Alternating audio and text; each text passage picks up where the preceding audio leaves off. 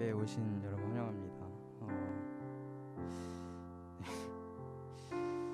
오늘 대학생들 시험 끝나신 분들도 계시고, 아직 학생들은 시험 안 끝났을 텐데, 어느 날이든 주님을 예배하는데 오늘 마음가짐이 다른 목적이 아니라 오직 하나님만을 예배하는 그 목적으로 이 시간 예배 드렸으면 좋겠습니다. 제가 기도하고 먼저 시작하도록 하겠습니다. 하나님 감사합니다. 오늘 이렇게 정말 많으면 많은 인원, 적으면 적은 인원 보내주셔서 우리 함께 모여서 예배할 수 있음에 감사합니다. 이 시간 두 마음 품지 않고 오직 하나님 한 분만을 높여드리는 그 마음으로 예배드릴 수 있도록, 우리가 다른 목적이 있었다면 이 시간 내려놓게 하시고 회개하게 하시고 성령님께서 붙잡아 주시옵소서. 이 시간 함께 하시는 주님 예배 받아주시고, 특히 오늘은 6월 25일 그 72년 전 그 무서웠던 밤, 그 날을 기억하게 하시고 다시는 이 땅에 전쟁이 없도록 주님께서 붙들어 주시고, 저 북한 땅에 배고프고 헐벗은 자들 주님께서 하루빨리 자유를 허락하여 주시옵소서. 우리가 그들을 위해서 기도하게 하시고, 또 대한민국을 축복하게 하시고, 또 이 장소를 빌려주신 교통대를 축복하고 시간 함께하여 주시옵소서. 감사드리며 예수님의 이름으로 기도드렸습니다. 아멘. 첫 번째 곡으로 천관웅 목사님의 겸손의 왕, 모두 가사를 묵상하시면서 다 함께 찬양했으면 좋겠습니다.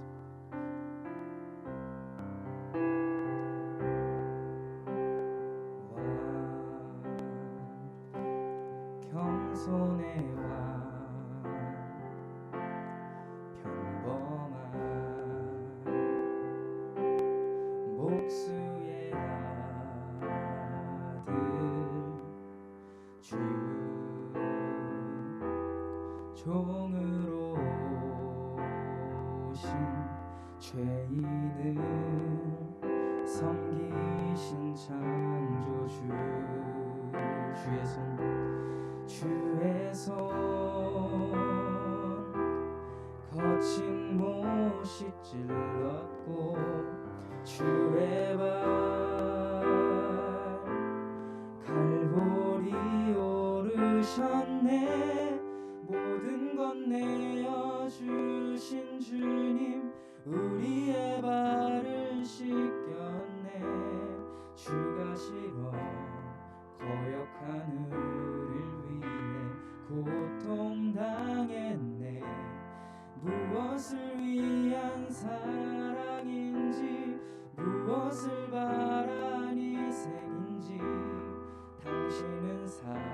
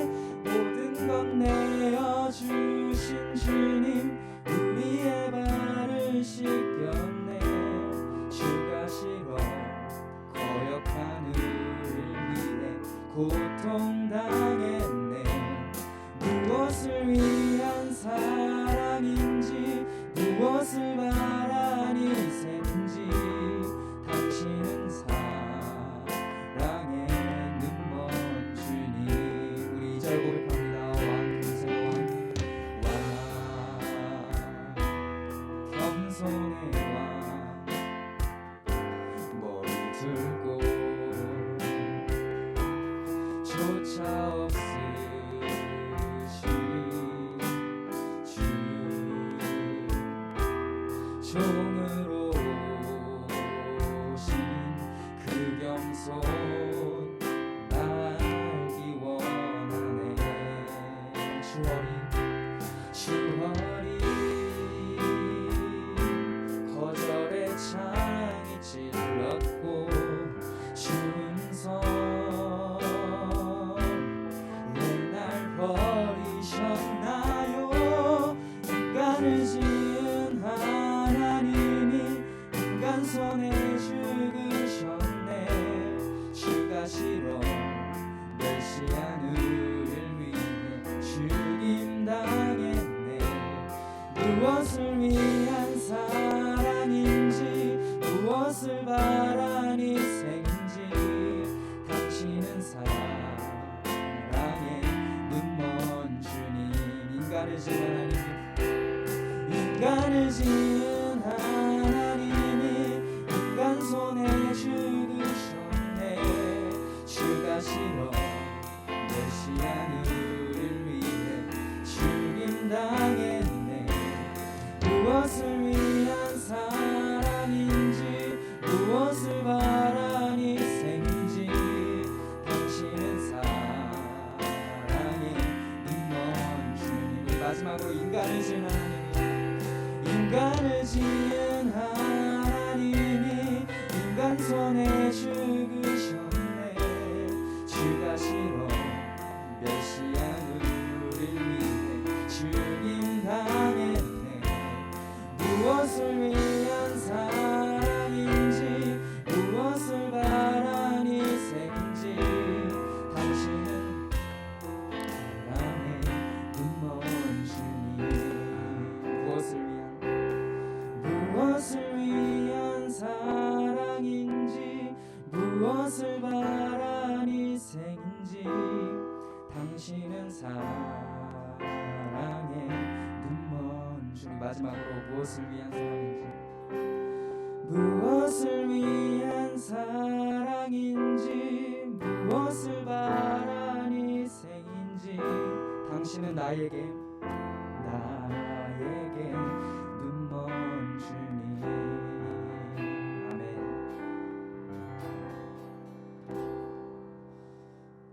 이 시간 신나게 주 예수의 이름을 높이기 원합니다.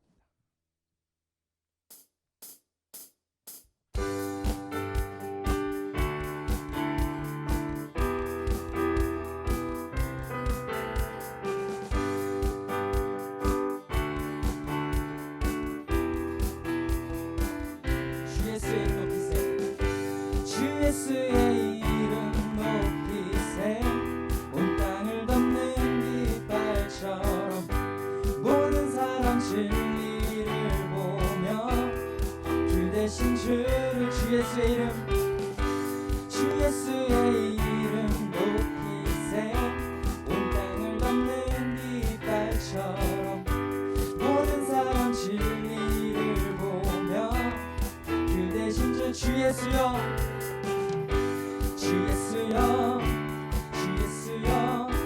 높임을 받으시옵소서. 주 예수여 높임을 받으시. 한 걸음씩 달려가며 한 걸음씩 전진하며 이 땅을 정복해가네. 기도로 무기 삼으면 원수는 무너지리라. 주 예수의 이름 높이세. 온 땅을 덮는 깃발처럼 모든 사람 진리를 보며 주 대신 주리 박수치며 주 예수여 높임을 받으시옵소서. 주 예수여 높임을 받으시어. 한 걸음씩 전진하며 땅을 정복해가네.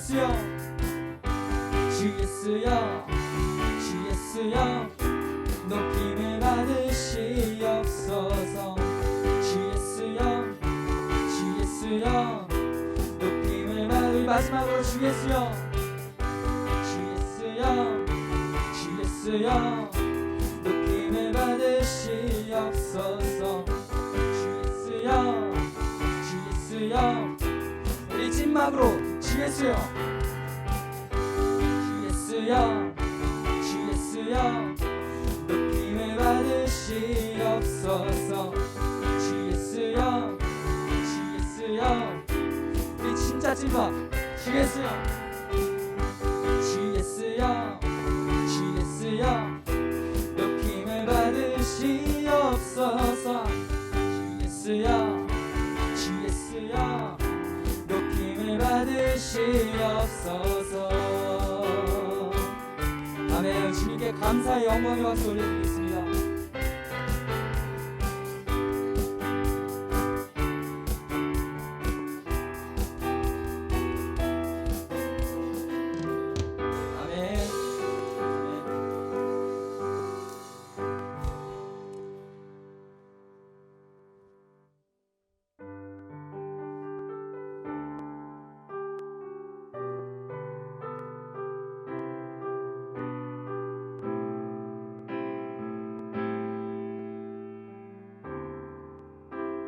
예수님 사랑합니다.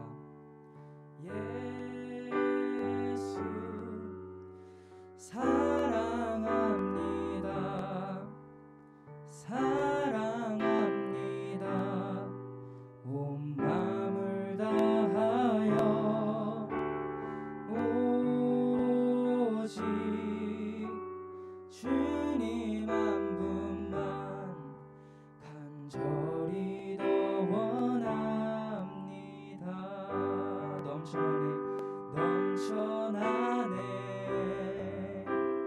넘쳐나네 주를 향한 내 속에 갈망이 주님께로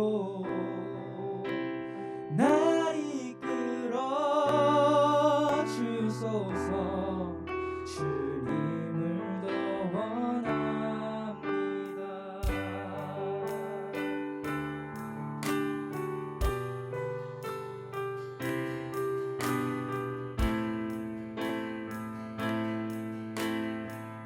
우리 온 마음 다해 다시 예수님 사랑합니다. 예수 사랑합니다. 사랑합니다.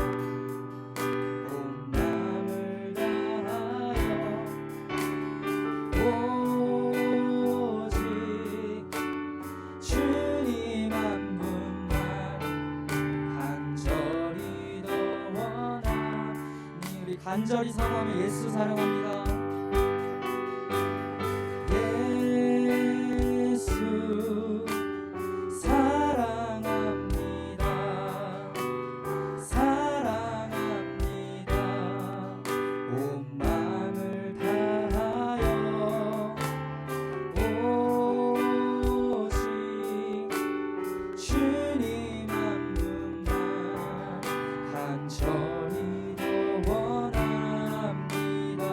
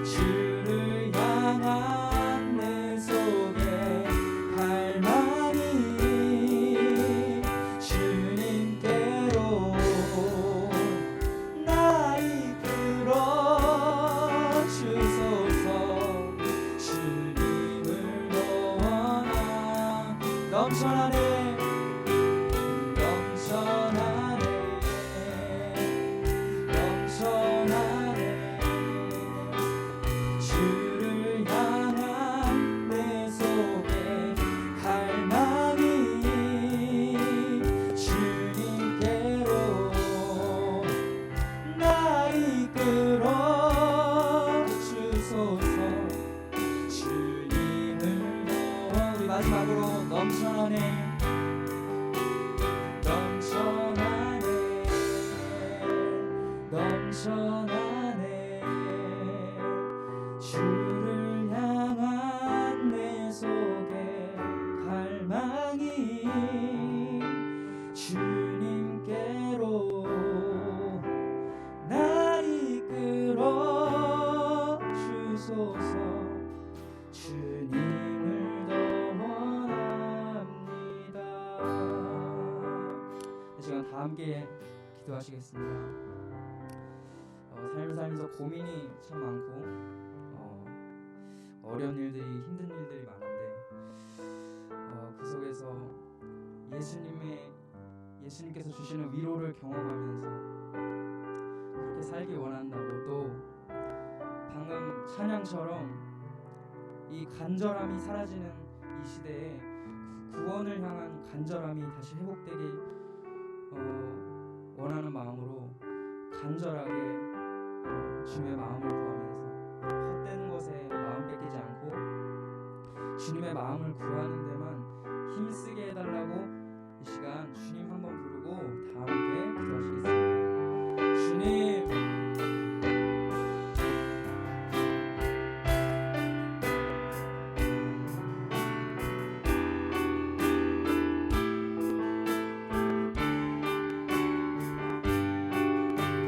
넘쳐나네.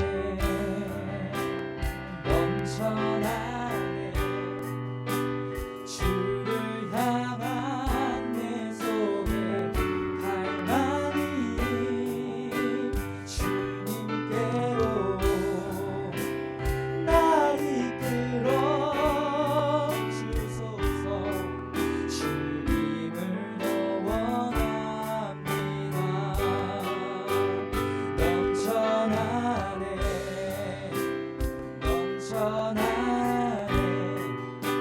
주를 향한 내 속에 갈망이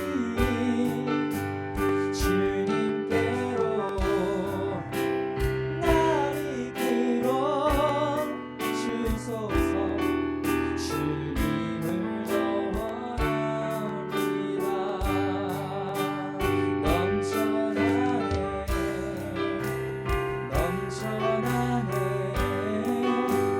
주를 향한 내 속에 갈망이 주님께로 날 이끌어 주소서. 주님을 더 원합니다. 하나님 감사합니다. 이 시간 키와 용모를 보시지 않은 하나님, 마음의 중심을 보시는 하나님, 마음의 중심이 여호와 하나님께 가게 하시고 이 시간 말씀 들을 때도 그 말씀에 주목하여서 눈을 열고 귀를 열어서 주님을 뵙게 하여 주옵소서. 말씀을 전하시는 황선 목사님 축복하오니 이 시간 말씀 전하실 때 성령님께서 함께 하여 주시고 그 말씀 듣는 우리 가운데도 주님의 마음을 부어 주시옵소서. 모든 순서와 모든 것들 주님께 다 맡겨드리고 또 앞으로 살면서 간절하게 주님을 찾기 원하오며 예수님의 이름으로 기도드렸습니다. 아멘.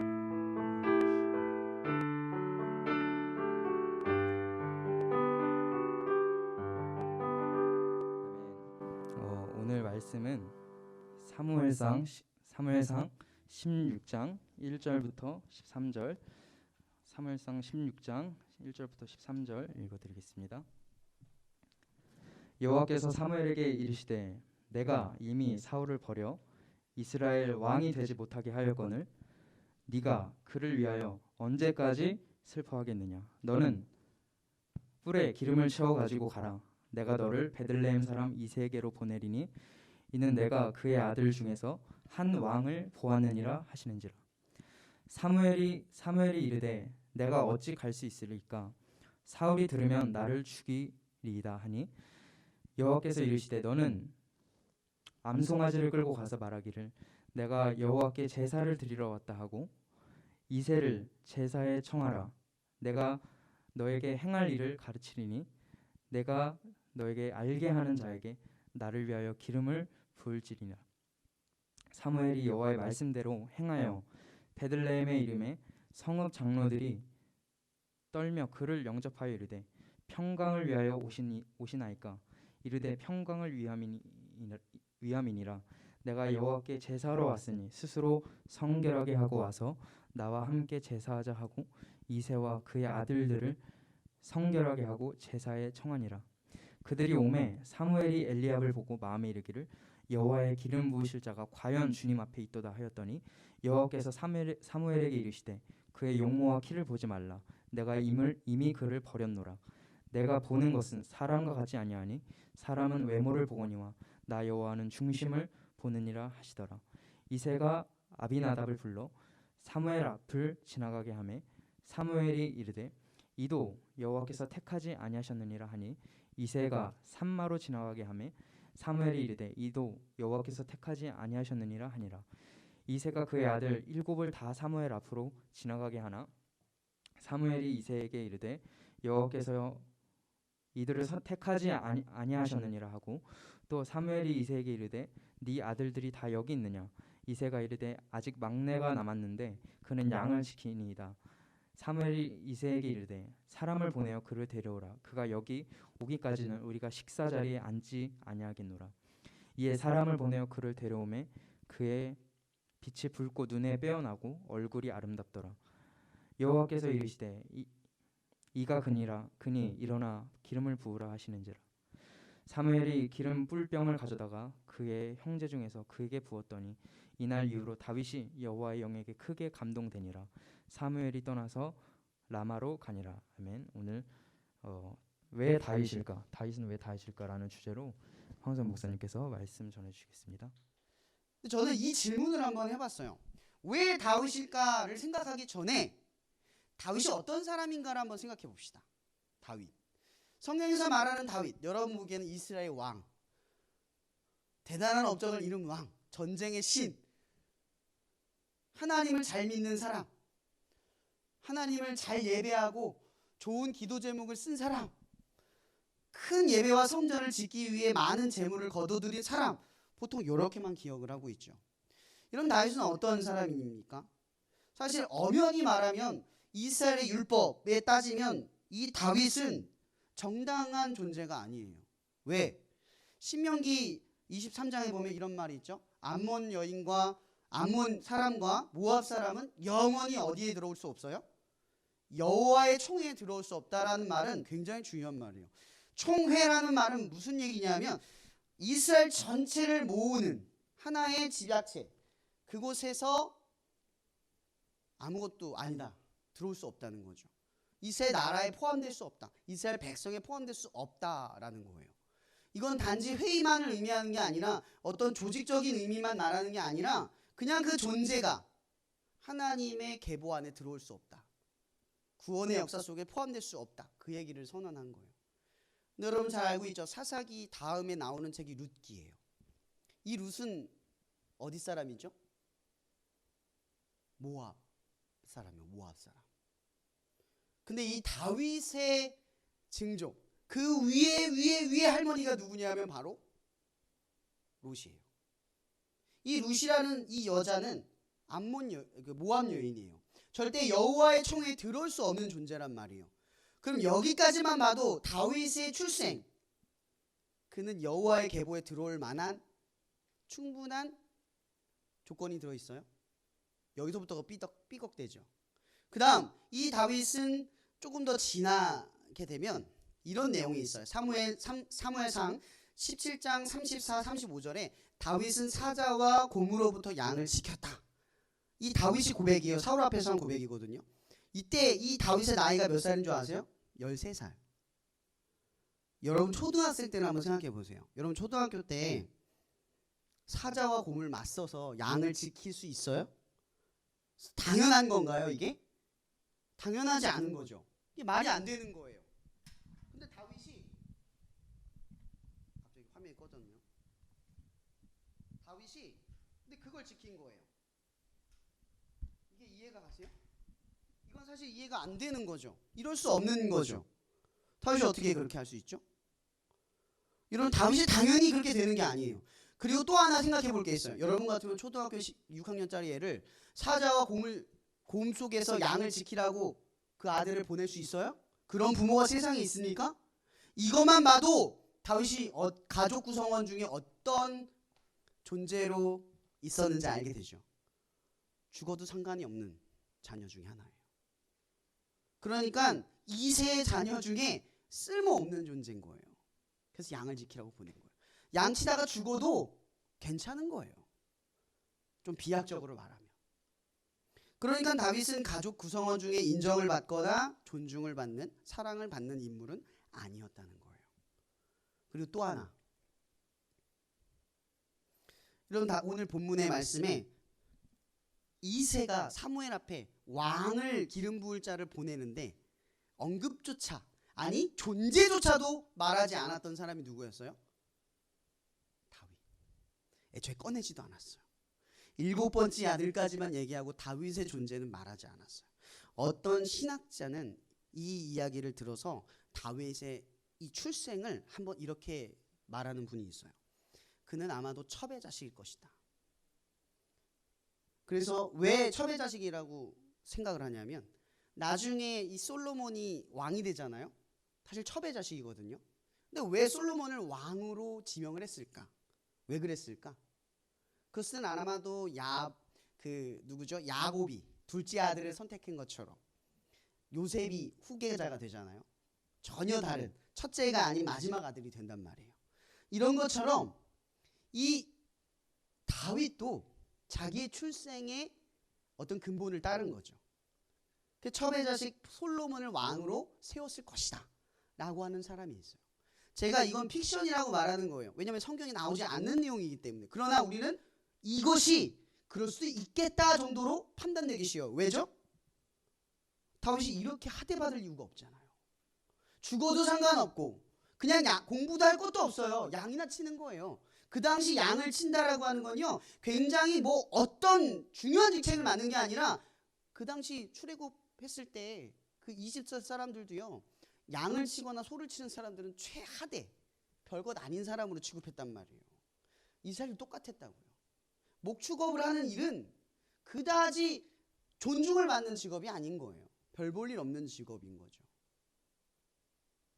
그러니까 다윗이 지금 제가 지금 여러분들에게 다윗을 설명을 했어요. 근데 심지어 다윗은 또 어떤 일을 벌이죠? 왕이 되고 나서 옥상을 거닐다가 누구를 발견해요? 밧세바를 봐요. 근데 밧세바는 누굽니까? 자기의 충성스러운 부하 우리아의 아내예요. 근데 그 아내를 범해요. 그리고 아이를 갖죠. 보통의 사람의 양심이 있으면 잘못했어, 내가 너한테 잘못 저질렀어 라고 인정을 할 텐데 다윗은 어떻게 하죠? 우리아를 전쟁 중에서 불러요. 그 우리아는 얼마나 충성스러우냐면 다시 이 우리아랑 밧세바를 잠을 재우게 해서 그 아이가 내 아이가 아니라 네 아이다 라고 하는 정당성을 만들려고 그 행동을 한 거잖아요. 근데 우리아가 얼마나 충성스러웠냐면 나의 아군들, 나의 같이 싸우는 동맹자들이 지금 전쟁을 하면 내가 어떻게 집에 가서 편히 잠을 자겠습니까? 안 자요. 결국 이 충성심 때문에 우리아는 다윗의 또 다른 술수로 죽어요. 편지를 보내죠, 요압에게. 그를 전쟁에서 죽게 하라. 교묘하게 죽게 하라. 이 지금 무슨 얘기냐면 계속 잘못을 덮기 위해 문제를 더 확대시키고 있는 거예요. 여러분, 다윗은 계속해서 더 극악한 짓을 해요. 여러분, 너무 말도 안 되지 않아요? 자기와 이 다윗이 왕이 되기까지 같이 싸웠던 전우예요. 게다가 지금 자기를 위해서 목숨을 걸고 싸우고 있는 전우예요. 보통 충성스러운 사람이 아니라 이 정도로 충성스러운 사람을 죽여요. 뭐 때문에 죽여요? 그의 잘못 때문에 죽이는 게 아니라, 그를 의심해서 죽인 게 아니라 자기 죄 때문에 죽인 거예요. 그럼 세상에 이런 인물이 다윗이에요. 근데 성경의 다윗은 한 번도 하나님 앞에 버림받지 않아요.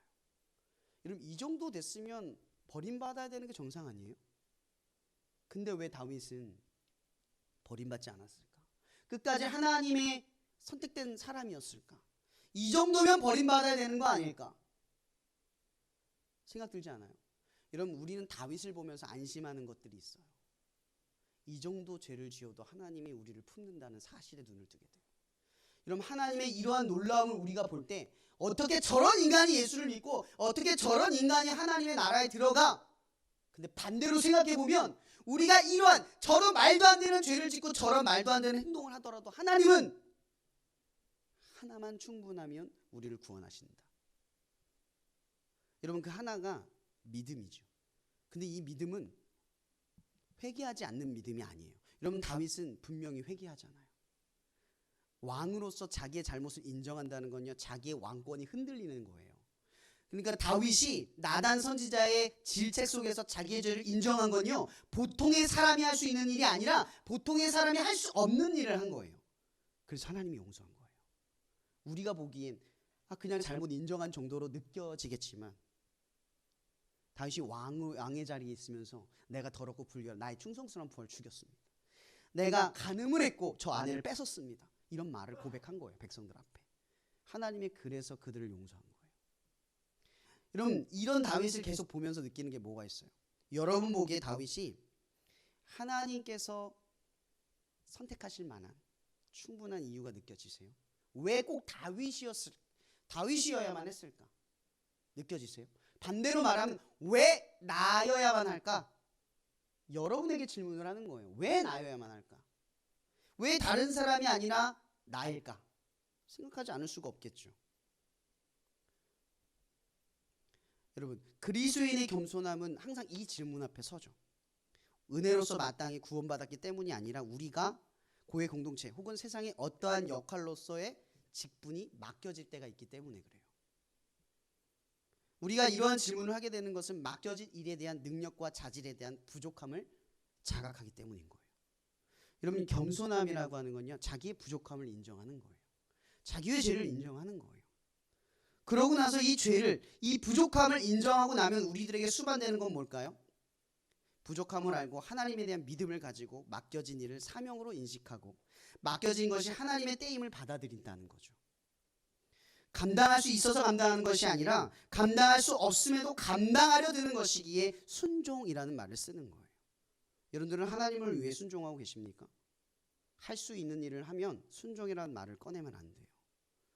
하나님을 위해 내가 할 수 없는 일을 할 때 우리는 순종이라는 말을 꺼낸다는 거죠. 그렇게 그리스도인들은 더욱 자기의 부족함을 조금 더 부끄럽게 여기지 않아요. 그것을 오히려 하나님에 대한 믿음의 방향으로 더 곤고하게 하기 위해 그 방향을 뻗어간다는 거죠. 여러분들의 부족함이 뻗어가는 방향이 어디예요? 난 못해요. 안 해요. 난 안 돼요. 이런 말을 인정하는 게 아니라 그렇기 때문에 기도와 간구로 찬양과 예배로서 그 부족함에도 인내를 통해 고난을 이겨내고 소망을 이뤄냅니다. 이게 로마서의 정수 아닙니까? 소망은 고난을 통해 인내를 통해 소망을 얻어가는 거예요. 근데 여러분들은 믿음을 얻을 때 고난은 피하고 실현은 피해요. 그냥 믿음으로 소망을 가지려고 해요. 그런 데는 소망이 없어요. 하나님을 믿는데 고난도 없고 시련도 없다면 그건 하나님을 위해서 아무것도 하려 들지 않기 때문에 일어나는 거예요. 하나님을 위해 하면 고통이 수반되죠. 원수를 사랑하라. 제가 늘 예를 드는 거죠. 여러분 원수를 사랑하라는 도전이 얼마나 어려운지 아시죠? 얼마나 싫고 얼마나 피하고 싶은지 아시죠? 근데 하나님을 위해서 그 일을 하려면 여러분들은 불가능하잖아요. 그 불가능한 일 속에 우리가 서려면 고난과 시련이 있어요. 내가 잘해줘도 걔는 그렇게 할 거고 내가 못해주면 나는 부족하구나 또 인정하고 실패감에 휩싸일 거예요. 하지만 그리스도인들은 어때요? 또 시도하죠. 계속해서 나아가요. 어떤 방향으로 나가요? 노력한다는 거예요? 그냥 시도만 한다는 거예요? 아니요. 하나님 도와주세요. 제 마음이 나쁩니다. 자꾸 미워합니다. 하나님 도와주세요. 그런 과정 속에 상대의 변함을 겪어요. 그래서 우리는 뭘 느끼냐면 소망을 느낀다는 거죠. 하나님은 살아계시구나. 하나님은 나의 행동과 삶에 역사하시는 분이구나. 하나님은 지금 이렇게 이 상황을 변화시켰든 저 사람을 변화시켰든 나를 변화시키고 나의 상황을 바꾸어 가시겠구나. 믿음은 서서히 우리의 삶에 자리 잡기 시작을 한 거죠. 오늘 제가 이 얘기 아마 얘기했을 거예요. 바울은 빌립보서 1장 25절 최근에 저희 말씀 나눔을 하면서 이 얘기를 했어요. 믿음의 진보. 이런 진보라는 말이 뭐예요? 혁신을 이룬다라는 말이잖아요. 진보를 이룬다라는 말이에요. 이거 그 빌립보서 1장 보면 이런 말이 있어요. 형제들아 내가 당한 일이 도리어 복음의 전파에 진전이 되는 줄을 너희가 알기를 원하노라. 이러므로 나의 매임이 그리스도 안에서 모든 시대 안과 그 밖의 모든 사람에게 나타났으니 형제 중 다수가 나의 매임으로 말미암아 주 안에서 신뢰함으로 겁없이 하나님의 말씀을 더욱 담대히 전하게 되었느니라. 보세요. 바울이 갇혔어요. 감옥에. 복음을 잘 전하다가 갇혔어요. 문제가 생겼어요. 근데 문제가 생기자마자 문제가 그들을 함락시키고 무너뜨리는 게 아니라 오히려 이 일로 인하여 하나님의 복음을 더 담대히 전하는 자들이 생겼대요. 이 얘기는 뭐냐면 내가 갇힐 줄 알고 복음을 전하는 사람들이 생겼다는 거죠. 그 전에는 갇힐 줄 몰랐어요. 이걸 전한다고 어떤 핍박이 올 줄 몰랐는데 바울이 갇힌 이후로부터는 그 일이 갇힐 수 있는 일이구나 생각하기 시작했다는 거죠. 이게 믿음의 진보예요. 고난과 시련이 있다는 사실을 알고도 그 일을 감당할 때 믿음의 진보가 일어나는 거예요. 보세요. 여러분 왜 하나님께서 다윗을 선택했냐고요? 아주 간단합니다. 아까 사무엘상 17장에 나온 얘기. 내가 양을 지키기 위해 사자와 곰과 맞섰습니다. 이 말의 의미를 보세요. 다윗은 13살에 불과했어요. 그가 할 수 있는 일은 양을 지키는 일이었어요. 그걸 잘 해야 인정을 받고 그걸 잘 해야 되는 직분을 받았어요. 충실해지기 위해 다윗이 선택한 건 뭘까요? 여러분 처음부터 사자와 곰을 맞서는 사람이 있습니까? 그럼 다윗이 어떻게 사자와 곰을 맞섰을까요? 저는 상상해봤어요. 어떻게 맞섰을까? 처음에는 무서웠겠죠. 도망쳤겠죠. 한두 마리 빼앗겼겠죠. 그러다 방법을 찾겠죠. 연구하겠죠. 생각하겠죠. 어떻게 하면 양을 지킬 수 있을까? 어떻게 하면 내가 이 일에 충실할 수 있을까? 근데 저는 지금 아직 이 다윗의 동기를 말하지 않았어요. 어떻게 하면 더 충실할 수 있을까만 말하고 있는 거예요. 그 다윗이 충실할까만 생각한 거예요. 여러분 다윗이 나중에 골리앗과 싸울 때 뭐를 두고 싸우죠? 뭘 두고 싸워요? 물맷돌. 이거 돌려서 맞추는 걸로 가지고 싸워요. 여러분 이 능력은요 13살도 할 수 있는 거예요. 근데 이것이 숙련되기 위해서는 수많은 도전과 위기와 시련 앞에 서야 돼요. 생각해 보세요. 다윗이 골리앗을 맞췄어요. 근데 아따고 하고 끝나면 어떻게 되죠? 다윗은 죽어요. 아니면 더 웃음거리가 되거나. 그죠? 근데 다윗이 사자와 양을 맞출 때 처음 맞출 때 어땠을까요? 딱 맞추고 나서 사자가 탁 쳐다봤겠죠. 그럼 다윗은 어떻게 했을까요? 도망쳤겠죠. 처음부터 맞췄을까요? 세상에 그런 사람이 있나요? 처음부터 한 번에 맞추는 사람이 있어요? 근데 뭐가 있어야 돼요? 두려움에 맞설 용기가 필요해요. 사자와 곰이 양을 찢길 때 나의 일에 충실하기 위해서 물맷돌 한 번을 던져야 뭐가 생겨요? 기술이 생기는 거예요. 단번에 생기는 게 없다고요. 그럼 다윗은 그 양을 지키는 과정 중에 사자와 곰이 나타날 때마다 수없이 도전을 했고 수없이 맞섰어요. 근데 그 맞설 때 13살 소년이 가지고 있는 마음엔 두려움이 가득했죠. 근데 여러분 기억하세요. 사사기, 룻, 사무엘상을 가르는 가장 결정적인 이야기는 이거예요. 사사기 맨 마지막 21장 25절 무슨 얘기죠? 그때 이스라엘에 왕이 없으므로 각자의 옳은 소견대로 행하더라. 그리고 나서 사무엘까지 가면 사무엘에서 어떤 이야기가 생기냐? 다윗이 이런 말을 합니다. 너는 칼과 단창으로 나아오려니와 나는 만군의 여호와의 이름으로 나아가노라.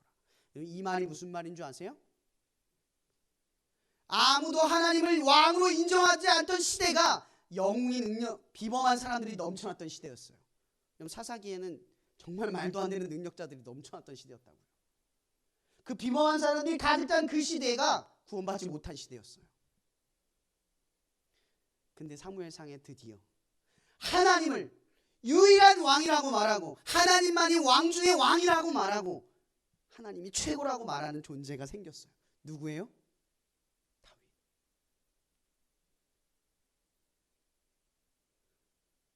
여러분 오늘 하나님께서 말합니다. 나는 사람이 보는 것과 같이 보지 않는다. 나는 사람이 보는 것 같이 보지 않는다. 나 여호와는 중심을 본다. 여러분 중심은 마음이 아니에요. 마음의 중심에 뭐가 있느냐죠. 내가 마음에 하나님을 담고 있다가 중요한 게 아니에요. 내 마음의 중심이 하나님이냐가 중요한 거죠. 여러분 내가 보기에 중요하고 중요하지 않은 걸 누가 결정합니까? 여러분이 결정하죠.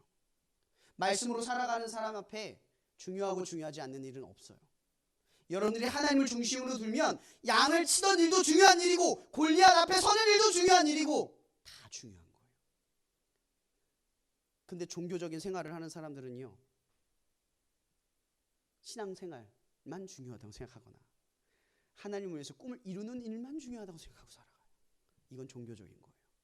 그러나 신앙적인 일은요, 하나님의 말씀으로 하는 모든 일은 다 중요해요. 여러분, 하나님 말씀 뭔지 아세요? 부모에게 순종하라. 부모는 자녀에게 사랑하라. 경책하고 가르치라. 여러분, 이건 너무나 일상적이고 평범한 이야기 아닌가요? 성경이 우리에게 가르치는 일은 대단하고 큰 일을 말하는 것이 아니라 아주 작고 사소한 일을 말해요. 여러분, 사사기 이후부터 롯이 있는 이유는, 욥기가 갑자기 기록된 이유는 단순해요. 롯의 비범한 사람들의 능력이 사람을 바꾸는 게 아니라, 하나님의 역동적인 역사가 세상을 바꾸는 게 아니라, 보아스와 같이, 룻과 같이, 나오미와 같이 하나님의 사소한 말씀이라도 지키고 살아가는 사람들이 세상을 바꾼다. 그거예요. 세상을 바꾸는 힘은요, 말씀을 지키는 거예요. 아주 작고 사소한 것일지라도 하나님의 말씀인 줄 알고 지키는 거예요. 다윗의 마음에 중심이 있는 거죠. 다윗은 하나님의 보는 대로 보는 거예요. 내가 보는 대로. 지금 하나님 뭐라고 말했어요? 너희가, 나는 사람과 같이 보지 않고 마음의 사람의 중심을 본대요. 그 그리스도인들은 하나님의 형상을 잘 알고 하나님의 뜻대로 살아가면 뭘 봐야 돼요? 보는 대로 보는 게 아니라 하나님이 보려고 하시는 걸 봐야죠. 뭐예요? 하나님이 보려고 하시는 게 뭐예요? 중심. 여러분들의 중심이 뭐냐를 봐야 돼요. 저 사람의 중심이 뭔지를 봐야 돼요. 우리의 판단은 항상 그 중심에 있다는 거죠. 여러분들의 중심에 뭐가 있습니까? 보세요. 이 다윗이 칼과 단창으로 골리앗 앞에 섰어요. 이것이 장담될 수 있는 일입니까? 분명히 이길 수 있는 보증이나 확신이 있는 일이에요? 다윗조차도 이 일에 확신이 있었을까요? 아니요. 순종한 거죠. 죽을 수도 있는 일임에도 불구하고 누구의 이름으로 나갔다고요? 여호와의 이름으로. 내가 죽더라도 여호와의 이름으로 맞서겠다, 이 뜻이에요. 다윗이 이겼기 때문에 우리가 그가 여호와의 이름으로 이겼다가 아니라 여호와의 이름으로 죽음 앞에 섰다예요. 그리고 던져서 맞춘 거예요. 그러고 나니까 여호와의 이름이 드러난 거죠. 다윗의 능력입니까? 하나님의 역사예요. 여러분, 이걸 던졌을 때 분명히 조준을 했겠죠. 바람, 상황, 이 모든 조건을 조성하신 분은 하나님이라는 거예요. 왜? 다윗이 여호와의 이름으로 나아갔다는 걸 분명히 밝혔기 때문에 사람들은 알았어요. 그 일이 하나님의 이름으로 이루어졌다는 걸. 고린도 전서에 보면 이런 10장에 이런 말이 있죠. 너희들 그러니 무엇을 하든지 무엇을 먹든지 마시든지 뭐로 하라고요? 하나님의 영광으로 해라. 그럼 다윗의 중심에 뭐가 있다고요? 여호와의 이름으로 행동했다고요. 내가 하는 행동이 여호와의 이름을 위한 일이라는 걸 알았다는 거예요. 그 명예가 걸린 일이라는 거죠. 내가 충실했던 이유가 탁월한 능력을 통해 인정받기 위해서가 아니라 하나님의 이름으로 하는 일이기 때문에 그 모든 일이 다 중요했던 거예요. 여러분, 그리스도인들은 정말 어렵게 살아가요. 아주 작고 사소한 일 속에서도 여호와의 이름이, 그 명예가 실추되지 않기 위해 싸워가요. 비록 우리 때문에 여호와의 이름이 실추되어도요, 우리는 다시 싸워요. 왜냐하면 다윗도 그랬거든요. 여러분, 다윗의 이야기는 위인전이 아니에요. 모두가 그렇게 살 수 있고 그렇게 될 수도 있어요. 그러나 여호와의 이름을 잃어버리지 않는 사람들에게 일어나는 역사를 성경은 우리에게 말하고 있다는 거죠. 여러분, 무엇을 중심으로 살아가십니까? 여러분들의 행동의 근원이 여호와의 이름 때문입니까? 여러분, 다윗의 중심, 하나님께서 다윗을 들어쓰신 이유예요. 그 중심이 명확했기 때문인 거죠. 다윗이 살아가는 이유와 목적이 여호와의 이름으로 산다는 사실 하나를 분명히 인식했기 때문이에요. 여러분, 그럼 그리스도인들은 누구입니까? 우리는 예수 그리스도의 이름으로 사는 줄 아는 사람들입니다. 예수 그리스도 이름으로 기도하고요, 예수 그리스도 이름으로 밥을 먹고요, 예수 이름으로 감사하고요, 예수 이름으로 기도하고요, 예수 이름으로 간구하고요, 예수 이름으로 저 사람의 도움, 내가 해야 할 일의 도움을 구합니다. 누구의 이름으로 살아갑니까? 여러분, 기도하는 것은요, 여러분들이 원하는 것을 이루는 일이 아니라 하나님의 이름으로 살아가기 위한 일이에요. 왜 기도하십니까? 여호와의 이름으로 살아가려고 기도하는 거예요. 내가 예수 그리스도의 이름으로 살아가는 사람이라는 걸 사람들이 알기 위해서, 그 명예를 알리기 위해서, 그 자부심을 사람들 앞에 보여주기 위해서 살아간다는 거죠. 그러나 여러분, 제가 말하는 건 실수해도 실패해도 상관없어요. 다윗처럼 중심을 회복하십시오. 회개란 중심을 회복하는 일이에요. 오늘 말씀을 마치려고 합니다. 왜 다윗일까? 또 다른 말로 왜 나일까? 다윗은 어떤 사람일까? 그리고 또 다른 말로 나는 어떤 사람일까? 그리고 끝으로 나의 중심은 지금 어디에 놓여져 있는가? 내가 지금 무엇의 이름으로 행동하는가? 내가 어떤 이름으로 나아지려고 하는가? 내가 어떤 이름으로 물맷돌 하나를 던지기를 원하고 있는가? 내가 어떤 이름으로 작은 두려움 앞에 서려 하는가? 그리고 내가 어떤 이름으로 고난과 시련 앞에 서서 믿음의 진보를 소망하고 있는가? 여러분, 이 질문이 여러분 앞에 있기를 바랍니다. 여러분, 끝으로 이 말씀을 마치려고 합니다. 이 질문을 여러분 항상 하십시오. 내가 보는 것은 사람이 보는 것과 같지 아니하노니 나 여호와는 중심을 보느니라. 하나님은 지금 우리의 예배를 보는 게 아니라 여러분들이 예배자로서 그 중심을 어디에 두고 있는가를 살피시고 계시는 분인 것을 생각하십시오. 지금도 하나님께서는 여러분의 중심에 관심이 있으십니다. 기도하고 마치겠습니다. 사랑해 주님 감사합니다. 오늘 우리가 하나님의 말씀을 온전히 나눕니다. 이 시간 이 말씀을 나눔을 통하여 하나님의 영광의 진리가 우리 가운데 있게 하여 주시옵소서. 이 모든 것에 감사하며 우리의 중심이 되시는 예수 그리스도의 이름으로 기도하며 예배를 마칩니다. 아멘. 여러분, 배우는 게 공부라고 하면 어떤 느낌을 들어요? 공부. 싫죠. 근데 저는 사실 공부라고 하는 단어를 싫어해요. 그 단어가 가진 의미가 싫어요.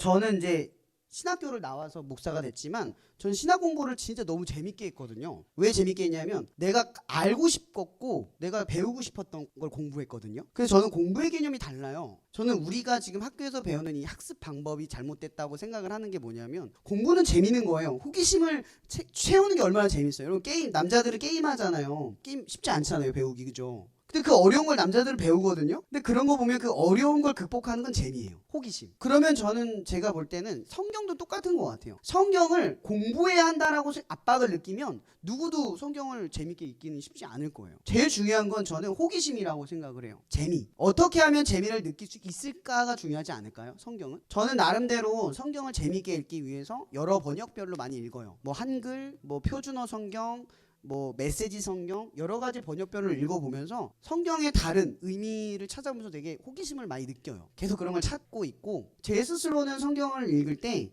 읽어야 될 압박감을 안 느껴요.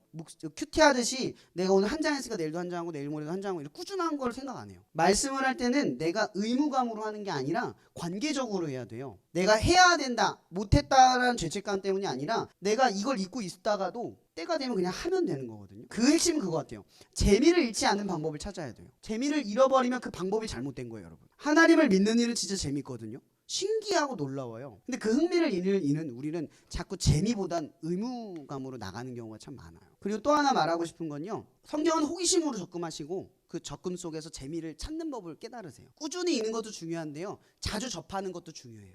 저는 이걸 뭐라고 말하냐면 랭귀지, 언어. 여러분들은 영어 어떻게 배웠어요? 영어 지금도 잘 못하죠. 왜 못할까요? 재미가 없어요. 일단 재미가 없죠. 또 많이 사용할 일이 없어요. 제가 말하고 싶은 건 이거예요. 영어는 많이 접할수록 늘어요. 언어는 많이 접할수록 늘어요. 그러니까 성경에 대한 이해는 많이 접할수록 느는 거예요. 제가 왜 이야기하냐면 성경을 많이 읽는다고 느는 게 아니에요. 접하다라는 건 성경을 많이 이해도 안 되는데 읽는다라는 얘기가 아니라 성경에 있는 말씀과 내가 접하다는 거예요. 자꾸 경험하고 이해하고 깨달아지는 것들을 접하다 보면 뭐가 생기냐면 언어에 대한 이해가 생겨요. 근데 그 랭귀지는 한글이 아니에요. 정의할 수 없어요. 그러나 중요한 건 성경을 읽은 사람에게는 그 언어가 들려요.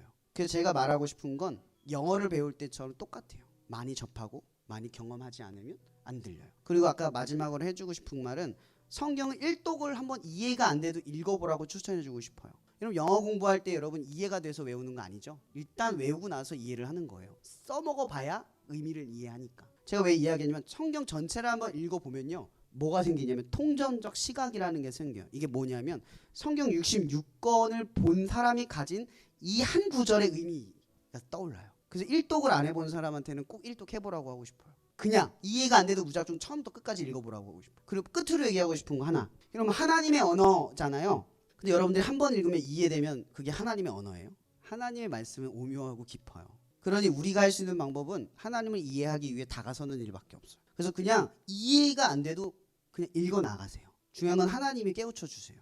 여러분들 뭘 하려고 하지 마세요. 제가 말하는 건 성경 읽을 때 재미를 잃어버리지 않게 부담을 갖지 마세요. 그리고 읽을 땐 이해가 안 돼도 하나님께 맡기면서 그냥 가보세요. 그럼 하나님 역사하시는 게 뭔지를 볼 수 있어요. 이거는 그 친밀함이라는 단어가 기도 안에 국한된다 생각 때문에 이 말을 하는 것 같거든요. 그럼 기도는 여러분들의 머릿속에 어떻게 그려져요? 두 손 모으고 교회 가서 무릎 꿇고 기도할 때 그게 친밀함이라고 생각되세요? 여러분 친밀함이라는 건 친하다는 뜻이죠. 여러분 친구랑 친할 때 그 친구랑 대화할 때 두 손 모으고 무릎 꿇고 교회에서 대화해야 친밀함이 느껴집니까? 여러분 엘리에셀이라는 인물이 있거든요. 그 사람의 이름의 뜻은 하나님의 도우심이라는 뜻인데 아브라함의 종이에요. 상속자가 될 뻔했던. 근데 그 아브라함이 이삭의 아내 리브가를 데리러 가기 위해서 떠나는 여정 속에 그 사람이 얼마나 믿음이 좋냐면 아브라함이 얘기하자마자 그 즉시 떠나요. 근데 그 즉시 떠날 때 리브가를 만나기 전에 어떻게 기도하는 줄 아세요? 그 장면에 뭐가 없어요. 두 손 모으고 눈을 감고 기도했다라는 말이 없어. 근데 그가 이렇게 기도했대요. 하나님 내가 가면 바로 이 리브가를 만날 수 있게 해주세요. 내뿐만이 아니라 낙타에게도 물을 주면 그녀인 줄 내가 알겠습니다. 그러고 나서 그 즉시 응답하셨다. 성경에 써 있어요. 여러분 이 얘기는 저는 이렇게 상상을 해봤어요. 하나님의 도우심을 얼마나 간절히 바라고 그게 익숙해져 있으면 걸어가는 중에 기도했을까? 눈을 감지 않아도 눈을 뜨면서 길을 걸으면서도 하나님께 기도할 수 있을까? 여러분 친밀함이라는 건 이런 게 아닐까요? 하나님과 대화를 하는 거예요. 그리고 그 대화가 언제쯤 들리는지 몰라도 하나님 응답하신다는 걸 믿고 자꾸 대화를 거는 거죠. 일상 속에서. 그리고 중요한 것은 우리가 응답을 받을 때만 하나님의 응답이라고 생각하는데 응답은 하나님의 무응답도 응답이에요. 엄마 아빠한테 물어봐서 대답 없으면 안 되는 줄 알잖아요. 근데 왜 하나님한테 꼭 응답을 들으려고 하죠? 안 되는 줄 알면서. 아 하나님 아닌가 보다. 아니면 지금이 아닌가 보다. 그냥 받아들이면 되는 거예요. 그리고 가장 중요한 건 그거 같아요. 저는 기도의 핵심은 하나님의 뜻이 우리 안에 이루어지는 과정이라고 봐요. 그러면 기도는 하나님 나 이거 주세요. 이거 필요해. 저거 하게 해주세요. 하길 원합니다. 라고 시작할지 몰라도 끝에는 하나님이 원하는 대로 되길 바래요. 수긍하고 받아들일 수 있게 해주세요. 이렇게 끝난다고 보거든요. 그런다는 얘기는 기도라고 하는 건 어쩌면 많이 말하는 게 아니라 듣는 자리예요. 너무 많이 말하려고 하지 마세요. 그냥 가장 편안하고 익숙한 일상의 대화를 쓰세요. 저는 그게 친밀함이란 단어랑 어울린다고 생각해요. 그리고 기도에 국한하지 마시고 더 많은 삶 속에 하나님을 좀 누렸으면 좋겠습니다. 이거 좀 어려운 대답인데 여러분들이 보기엔 하나님이 언제 살아계시다고 느껴요? 역사할 때? 매일? 매일인 분도 있겠죠. 그럼 하나님이 역사하지 않고 살아있지 않다고 느끼는 순간은 언제예요? 언제 그렇게 느끼죠? 공허할 때. 또 뭐 있어요? 외로울 때, 힘들 때. 하나님이 살아계시지 않는다고 느끼는 순간들이 있을 거예요. 근데 중요한 건 그 순간을 통해서 하나님을 바라본다는 점이죠. 근데 정말 하나님이 안 살아있나요? 살아있다 안 살아있다는 내 상황과 상관없는 거예요. 원래 여러분이 어떻든 어떻지 않든 간에 세상 굴러가잖아요. 섭리와 조화 속에서 있고 창조가 되어져 있어요. 여러분들은 이 세상을 보면서 하나님을 모를 수가 없어요. 왜? 세상은 너무나 질서 있게 움직이거든요.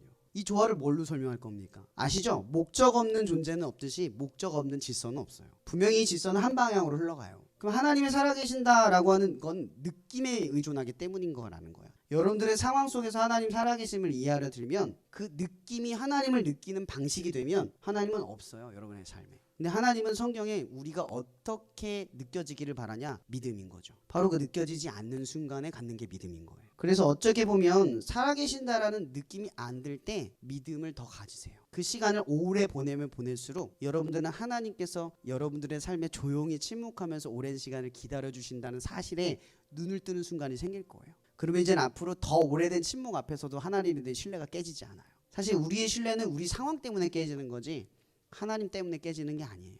우리는 그 상황 속에서 믿음이라는 숙제를 가지고 있고 그 숙제를 해결하는 거예요. 오히려 하나님은 그런 게 있어요. 예전에 제가 읽었던 책에 여러분 산을 타고 있을 땐 산 높이를 감각적으로 느낄 수 있어요. 산 높이를 가장 절감하는 순간 언제죠? 꼭대기가 아니라 산을 올라가기 직전 산의 높이를 보면 그 높이에 우리는 이거 언제 올라가지?